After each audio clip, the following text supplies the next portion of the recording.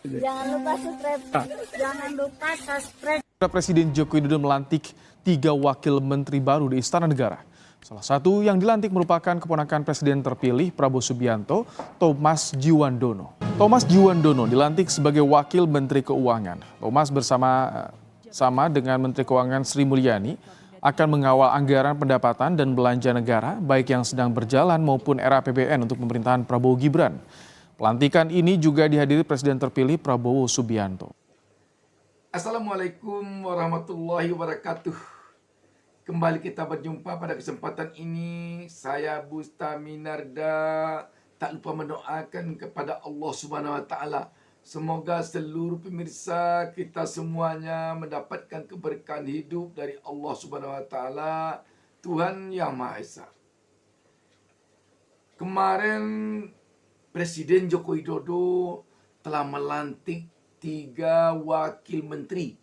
Wakil Menteri 2, Kementerian Keuangan Thomas Djuwandono,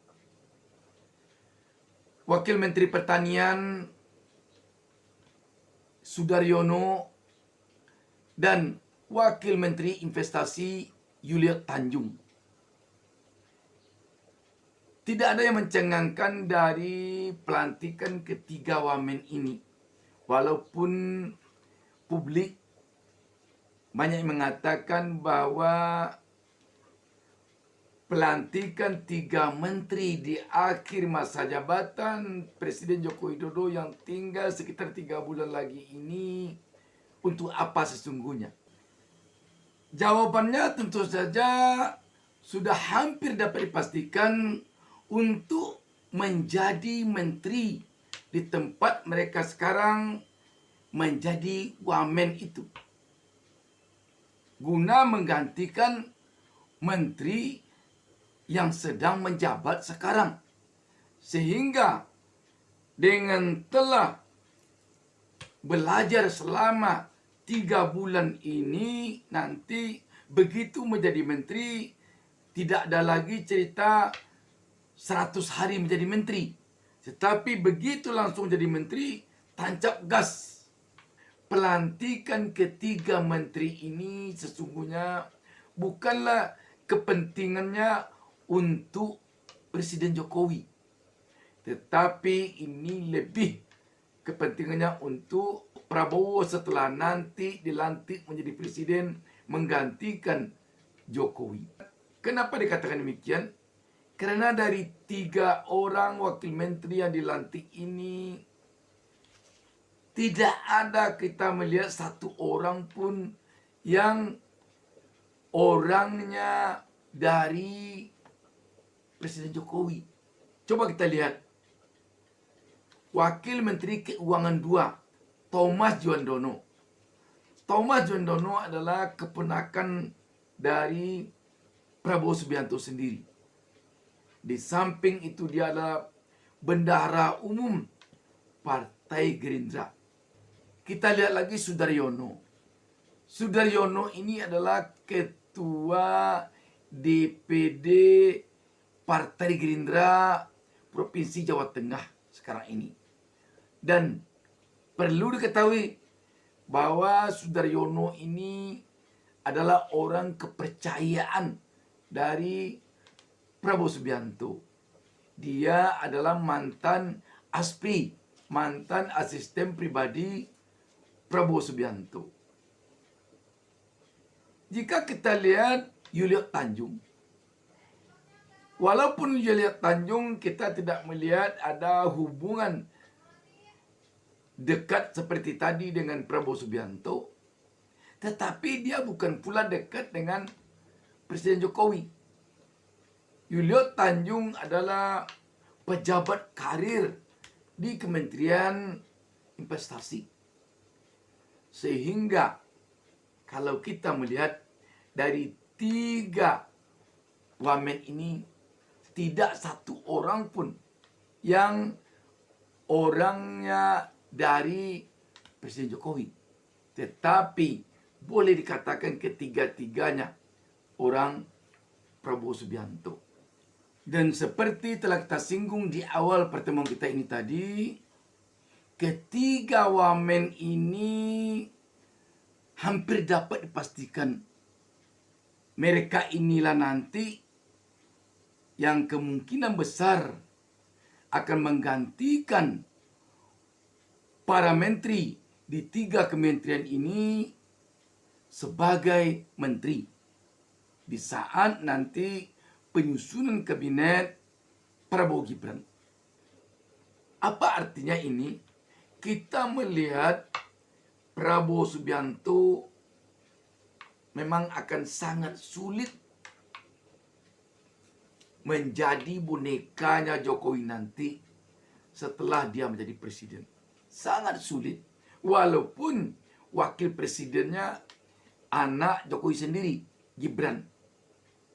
Kita tahu dari pengalaman kita di negeri ini selama ini, yang namanya wakil, apakah wakil presiden, wakil gubernur, wakil bupati wali kota, dalam tanda petik tak lebih dia dari sebagai ban serap, tanpa menyampingkan wakil-wakil presiden yang lain.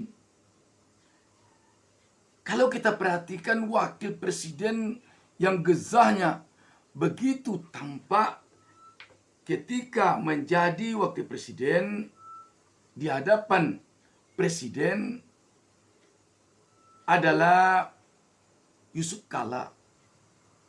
Baik ketika Yusuf Kala menjadi wakil presiden di saat presidennya SBY, maupun ketika dia menjadi wakil presiden di saat presidennya Jokowi.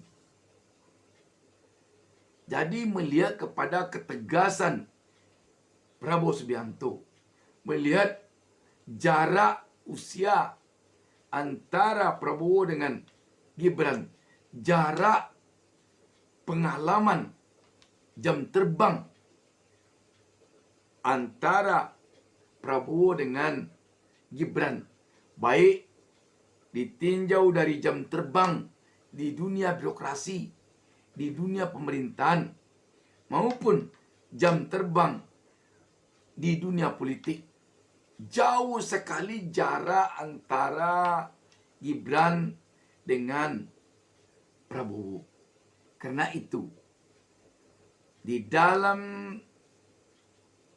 menjalankan tugas negara nanti, kita melihat sama sekali Prabowo tidak akan bisa dikendalikan oleh Gibran. Dan ini terlihat pada pelantikan ketiga wamen ini. Tiga kementerian ini adalah kementerian yang sangat-sangat menentukan. Kementerian Keuangan,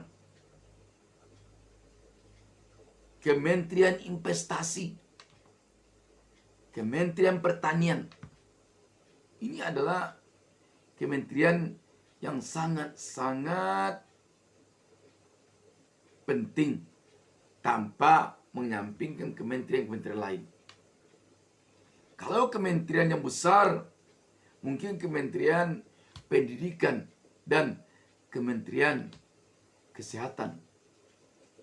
Tetapi kementerian yang sangat menentukan keberhasilan jalannya kabinet Prabowo Gibran nanti sesungguhnya terletak pada tiga kementerian ini. Kementerian Keuangan yang mengatur tentang keuangan negara ini. Kementerian Pertanian ini sangat-sangat penting, apalagi jika kita kaitkan dengan program food estate-nya Prabowo Subianto. Selanjutnya, Kementerian Investasi sangat-sangat menentukan keberhasilan kabinet Prabowo Gibran nanti. Sahabat BN, sekali lagi ini menampakkan bahwa Prabowo tidak bisa sama sekali menjadi boneka Jokowi di dalam kepemimpinannya nanti. Kendati pun banyak juga suara kita dengar selama ini mengatakan bahwa jangan-jangan nanti Prabowo menjadi bonekanya Jokowi. Karena selama ini Prabowo mengatakan Jokowi adalah gurunya, bahwa dia adalah pelanjut pemerintahan Jokowi, dan lain-lain sebagainya, yang menempatkan Jokowi sepertinya orang yang sangat dipatuhinya. Satu hal yang membuat Prabowo tidak bisa menjadi bonekanya Jokowi, Prabowo tentu tahu dengan sangat paham dengan bagaimana Jokowi pada Pilpres 2019 mengalahkan Prabowo. Berdasarkan pengalaman kemenangan Prabowo pada Pilpres 2024 ini. Sahabat BN, benar kata sebagian orang bahwa pilihan Prabowo mendekat habis kepada Jokowi pada Pilpres 2024 adalah pilihan yang sangat tepat. Jika saja Prabowo tidak merapat serapat-rapatnya kepada Jokowi pada Pilpres 2024 lalu, dan jika Jokowi mendukung Ganjar Pranowo, Erick Thohir pada Pilpres 2024 ini seperti dia mendukung Prabowo Gibran kemarin, hampir dapat dipastikan Prabowo tidak akan menang. Dan kekalahan seperti yang dialami pada Pilpres 2019 akan terulang lagi. Ya, tadi kan sudah saya sampaikan bahwa rakyat telah dewasa dalam berdemokrasi, telah berkehendak, dan itu adalah sebuah kedaulatan rakyat dalam bentuk pemilu 17 April yang lalu.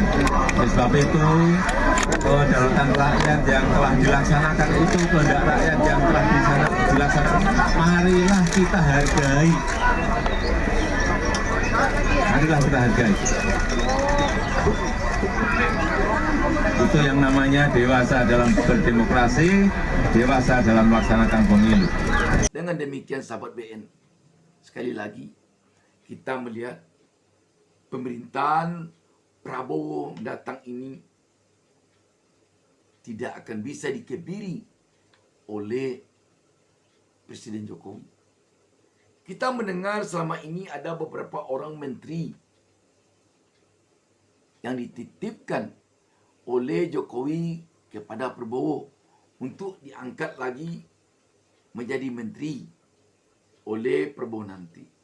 Kalau melihat kondisi ini, patut agaknya kita meragukan apakah Jokowi memang menitipkan beberapa orang dia kepada Prabowo untuk tetap menjadi menteri, ataukah tidak menitipkan sama sekali. Karena Jokowi melihat dititipkannya pun kepada Prabowo, tuh Prabowo akan menjadikannya menteri hanya akan berdasarkan kepada keyakinan dia juga. Kalau Prabowo yakin bahwa orang yang dititipkan oleh Jokowi itu kepadanya akan bisa membantu dia nanti, maka dia akan pilih kembali jadi menteri. Tetapi walaupun dia titipkan, namun dia yakin tidak akan bisa membantu dia, dia tidak akan pedulikan titipan itu. Sekarang pada 3 kementerian ini, bagaimana kira-kira jantung ketiga menteri yang mendapatkan 3 wakil menteri baru ini? Melihat kehadiran wamen yang baru ini, ada kemungkinan wamen tiba menterinya gelisah. Ada juga mungkin wamen datang, hati menterinya tenang. Kalau yang menterinya sekarang sudah tidak ingin lagi jadi menteri, karena mungkin sudah terlalu lama dia menjadi menteri. Seperti Menteri Keuangan Sri Mulyani, mungkin bagi dia wamen Thomas Djuwandono datang, hatinya tenang. Dia tinggal hanya lagi menjadikan wamen ini ibaratkan orang magang selama 3 bulan ini. Dia akan memberikan semua kiat-kiat kesuksesan yang dia dapatkan selama ini kepada wamen yang baru. Karena melihat gerak-gerik Sri Mulyani selama ini, dia kelihatannya tidak berminat lagi untuk jadi menteri. Mungkin dia lebih memilih hidup tenang sebagai staf pengajar di perguruan tinggi, sebagai seorang akademisi di hari-harinya yang sudah menjelang agak beransur tua. Tetapi bagaimana dengan 2 menteri lainnya? Tentu ini masih sulit kita tebak. Apakah wamen tiba hatinya gelisah, ataukah wamen datang hatinya tenang? Apalagi melihat ketegasan dan kecerdasan dari seorang Prabowo yang sulit sekali dia kelihatannya untuk menerima titipan-titipan dari pihak manapun, walaupun dari pihak Jokowi sendiri. Dan mari kita lihat nanti dalam komposisi kabinet Prabowo Gibran nanti, berapa persen nanti orang Prabowo dan berapa persen pula yang orang Gibran atau orang Jokowi. Kita tunggu kabinet baru Prabowo Gibran. Demikian, wassalamualaikum warahmatullahi wabarakatuh.